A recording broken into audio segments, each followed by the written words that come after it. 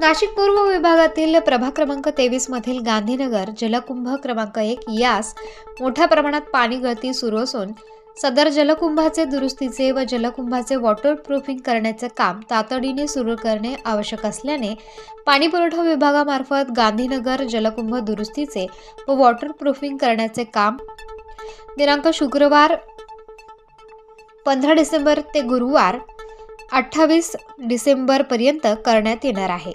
सदरच्या कामाचे कालावधीत सदर भागात बायपासने पाणी पुरवठा करण्यात येणार आहे। तरी देखील गांधीनगर जलकुंभावरून खालील भागामध्ये होणारा पाणी पुरवठा कमी दाबाने होईल याची नागरिकांनी नोंद घ्यावी व मनपास सहकार्य करावे अशी विनंती करण्यात आली आहे।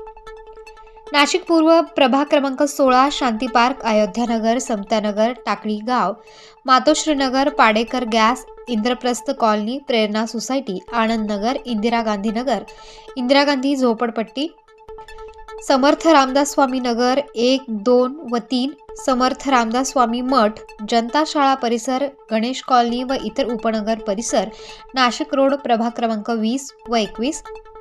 जयभवानी रोड परिसर, सहानेमळा, लवटेनगर 1 व 2, आर्टिलरी सेंटर रोड, जगतापमळा, तरणतलाव परिसर, चव्हाणमळा, फर्नांडिस वाडी, भालेराव मळा, जाचकनगर, नंदनवन कॉलनी, आवटेनगर, आडकेनगर।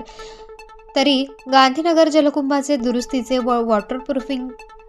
करण्याचे काम सुरू असेपर्यंत परिसरातील नागरिकांनी मनपास सहकार्य करावे